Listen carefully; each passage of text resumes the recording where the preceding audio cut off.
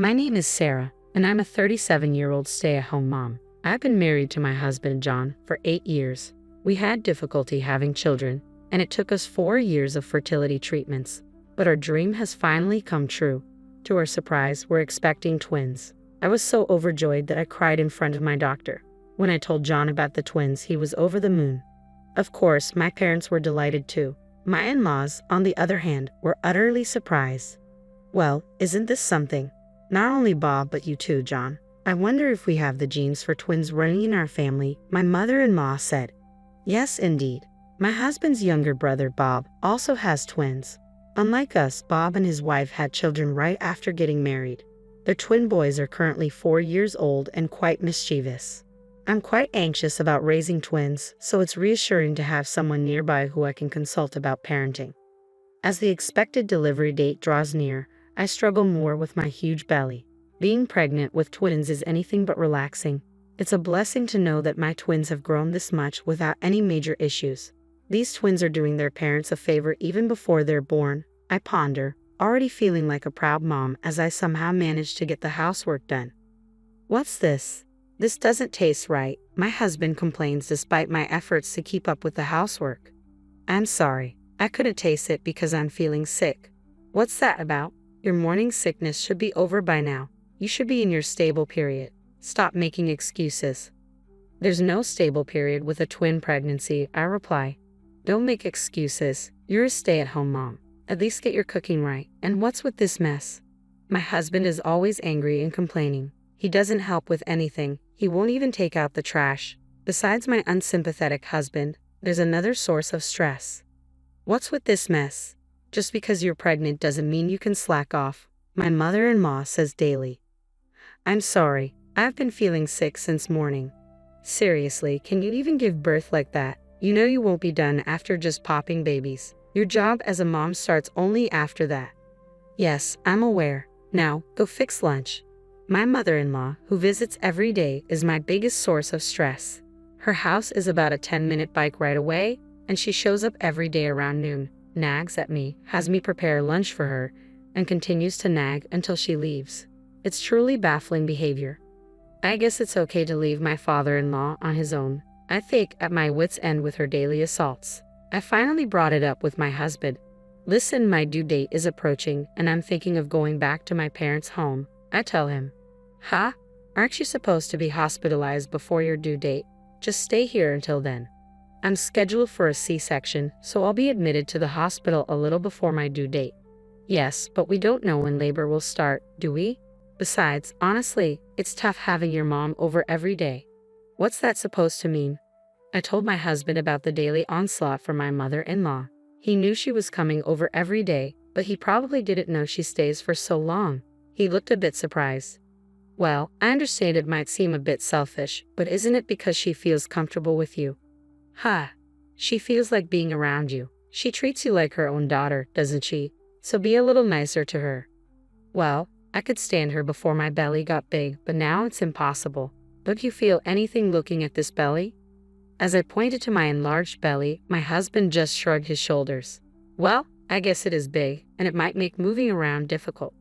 Do you realize how hard it is to walk with this belly? And yet your mom keeps coming over and nagging me every day. She doesn't help at all. In fact, she just bosses me around. It might lead to irreparable consequences. Are you okay with your baby being affected? Well, I certainly don't think I want that. Then please talk to your mother. If you continue to ignore me. As I spoke, my emotions ran high and words slipped out unexpectedly. My husband's eyes widened in surprise. What's that? Are you talking about divorce? If things remain as they are, yes. I'm really at my limit. If I continue to be troubled by your mother, and if you continue to side with her. He probably realized I was serious and let out a deep sigh. I understand. Really? Really? Can't you believe me? It's not that, but to be honest, I'm skeptical. There are signs that you value your mother more than me. Then let's do this. Prepare the divorce papers. Wait, what? If you think you can't trust me and it's not going to work, you can file them whenever you want. How about that? Can you believe me now? Yes. Seeing my husband's determination, I felt relieved. After that, he actually prepared the divorce papers and seemed to have warned his mother. In the end, I didn't return to my parents' place, but after that day, There were no more onslaughts from my mother-in-law until I was hospitalized. I had a C-section and safely gave birth to twins. For a while after that, I stayed at my parents' home, somehow managing the whirlwind of first-time parenthood. However, as a new mom, I struggled to raise my twins. Then one day, my husband came to visit me at my parents' place. "Can you come back home soon?" "Huh? It hasn't even been a month yet." "It's already been a month. Aren't you just having too much fun while leaving the house?" "Fun? I've had no such time. Being a mother of twins is tough. I'm enduring my painfully slow recovery from childbirth because of my advanced age, and yet I'm still taking care of our kids." "So what if you're old? There are plenty of people who don't return to their parents after giving birth. Stop being such a baby and come back home already." After saying those harsh words, my husband left. "Didn't you come to see our kids?" Without even properly looking at his children or holding them, my husband left just like that. While calming down my crying twins, I too became sad and shed tears. Not wanting to strain our marriage, I returned home, shaking off my parents who tried to hold me back. "You finally came back. Do you even understand what it means to be a wife?" The moment I opened the door, these were the words that came out of my mother-in-law's mouth. She was waiting for me, standing there like a guardian statue. Exhausted, I found it hard to even respond, so I silently walked past her. "Hey, don't ignore me." Ignoring her words, I entered the room and was left speechless. "Call this place my home," I muttered, looking at the disastrous state of the house. The kitchen was piled with dishes with no space for cooking. The floor was covered with discarded clothes, garbage from empty lunchboxes, and more. And to think I'd just been away for about a month. Mother-in-law, did you come here while I was away?" "I was here the whole time. I was worried about my son struggling alone." "So you were here all the time and we still have this mess. Worried about your son, and yet you let our home turn into a disaster? Anyone would fall sick in an environment like this. It's unsanitary for my babies." She's raised kids before. Does she not even care about basic hygiene? First, I put my twins to sleep in the bedroom where their crib was set up. Then I started to clean up. I guess this will do for now. Just when I finally finished cleaning up, my babies started crying again. I didn't even have a moment to catch my breath. I finished cleaning as the sun was already starting to set. "You're finally done. You're so slow," my mother-in-law said while she sat on a chair, sipping her tea. It took everything in me not to splash her tea over her head as I strained to feed my babies. She set down her teacup with a clink and looked at me, saying, "Oh, by the way, starting this weekend, Bob's twins will be coming over. You don't mind looking after them, do you?" "Excuse me." I was so shocked that I had to take a long pause before responding. "Could you please repeat that?" I said Bob, my youngest son. The twins from his family are going to be staying with us on weekends from now on. "What do you mean by that?" "We're doing this to give Bob and his wife a break. You're having an easy time with your own twins who just sleep all day, so it's only fair that you can do this for them, right?" I was dumbfounded. I'm not having an easy time at all. In fact, I'm so busy I barely have time to sleep. With the situation at home now, things are only going to be rougher. "What on earth are you talking about? What's so hard about being a stay-at-home mom? I'm giving you a job to do. Be grateful and accept it." "I can't." "You just can't because you're inefficient with housework. Don't make your incompetence an excuse. It's been decided. This is a done deal." With that, she left. Just like my husband, she states her piece and leaves without hearing me out. But now isn't the time for me to be impressed with how similar my husband is to his mother, like son. Panicked, I called my husband, who should still be at work. "What's up? I'm busy right now." "Listen, your mom just said the most outrageous thing. She wants us to look after Bob's twins on the weekends." "Oh, that. You knew about this." I couldn't believe my husband knew about this. "Why didn't you say no?" "Well, Bob's family is having a tough time. They can't even eat out because the twins are so rowdy, and they don't get any rest or time to enjoy themselves. Don't you feel bad for them?" "Yeah, that must be rough, but why does it mean we have to take care of them?" "Your mom and dad can take care of them instead." "Mom and dad are too old for that. You want to put all that burden on them. You're so cold-hearted." "What about me? I'm already overwhelmed with taking care of our own twins. Babies are easy. They just sleep, eat, and sleep again. It's not that hard. Oh, and don't slack off on housework. I won't allow any excuses. Keep that in mind. If you refuse, we're getting a divorce." "What? Aren't you going to help?" "Me? No way. You want your hard-working husband to work even on his day off. You're a devil." There was no point in talking to them. Both my husband and my mother-in-law were the absolute worst. It felt like I was talking to a wall. I ended the call in silence. Even with all the crap I'd been enduring, to my surprise, I remained cool-headed. I decided to call elsewhere.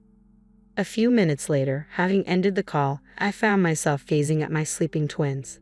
Their adorable faces gave me the courage I needed. My husband and mother-in-law were solely fixated on their own interests with no consideration for me. Whether they're around or not, my workload wouldn't change. So I've decided to completely sever ties with both my husband and mother-in-law. That night, my phone rang. It was my husband. "Hello. I just got home.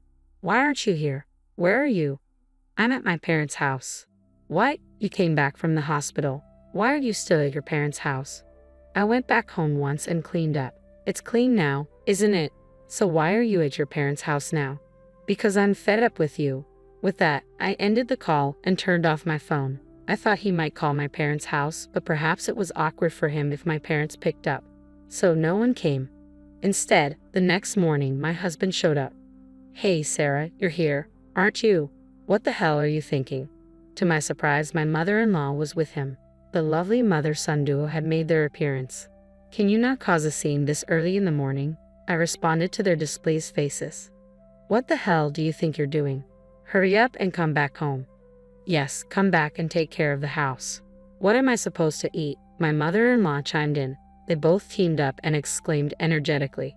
I thought, why don't you guys go eat some grass in the yard? But it wasn't the right time to strike back. I gave a cold stare at the two who were pressing me and clearly stated, "My home is here. I'm not going back to the house where you guys stay." "What are you saying? You're getting a divorce?" "Yes. As a matter of fact, I submitted the divorce papers last night. You said it yourself. I can turn in the papers whenever I want if things don't work out for me. You said the same thing yesterday." "That's just a figure of speech. It's just to show my determination. Who would even take that literally?" I did. My husband seemed to be at a loss for words. "Sarah, you're just mentally unstable from giving birth, aren't you? Get another marriage certificate and come back. If you do what you're supposed to do, I'll forgive you." My mother-in-law took over, trying to convince me. "Go back, take care of you, and look after Bob's twins on the weekends." "Is that what you want?" I asked, confirming what she expected from me. "Of course." I declined. "What did you say?" "First of all, does Bob know that I'm supposed to take care of his kids?" "Ha! Bob didn't know about this, did he?" Upon hearing this, my mother-in-law's face turned pale.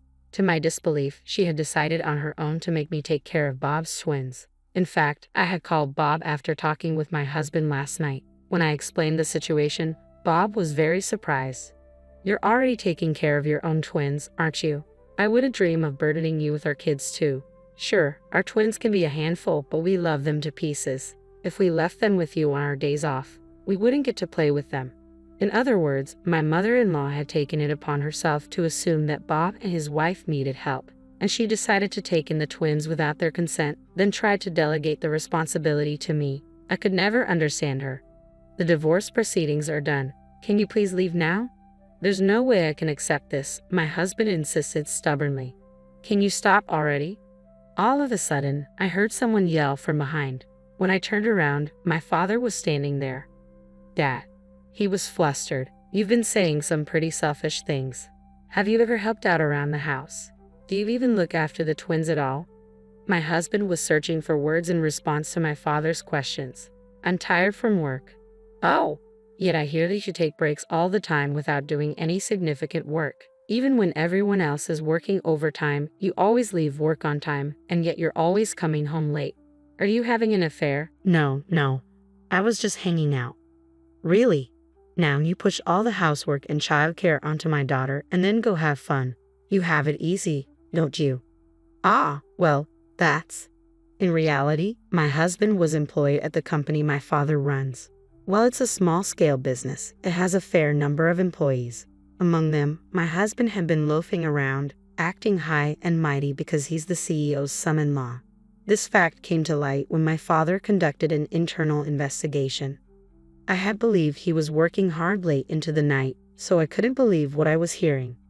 I will ask you to quit the company due to your problematic behavior. There's no reason to keep someone who's not a family member any longer, especially since you've divorced my daughter." "What? No way. Get out of here. I'll give you a formal notice tomorrow. Make sure to pack your things at the office early in the morning." My ex-husband, turned pale hearing my father's declaration. As my father turned his back on him and I was about to enter our home, my ex-husband did something completely unexpected. He forcefully pushed me to the side and tried to barge into our home. "Hey, what are you doing?" I yelled as he attempted to shove my father away. "Move. Hand over my kids. If they're with you, you'll come back, right?" My ex-husband was just yelling nonsense. "Don't be absurd, using your own children as a hostage," my father shot back. "Shut up. It's because you won't come back."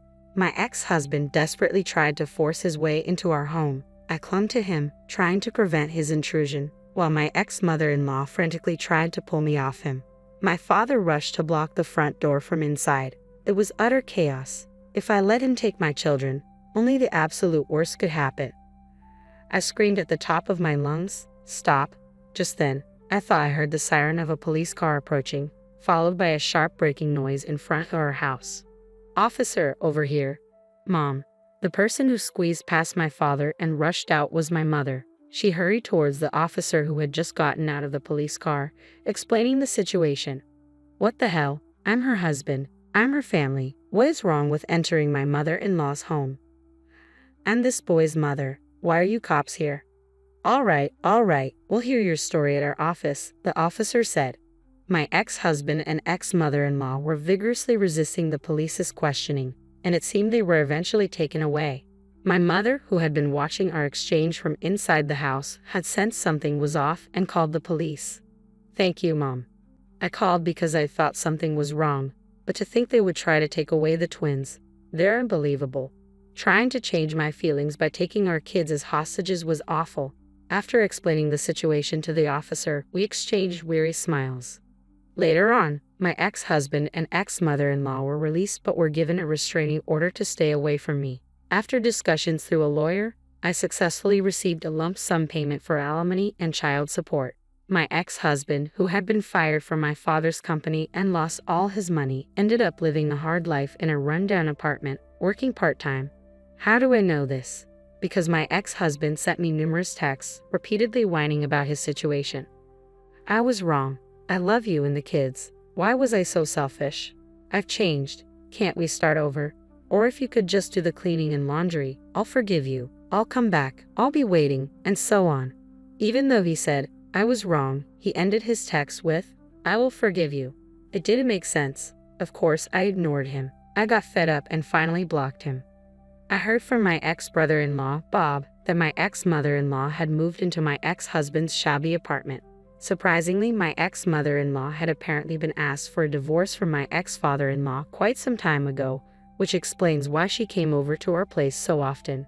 My ex-mother-in-law, who used to pick on everything I did, turned out to be a hopeless housewife who couldn't do any chores.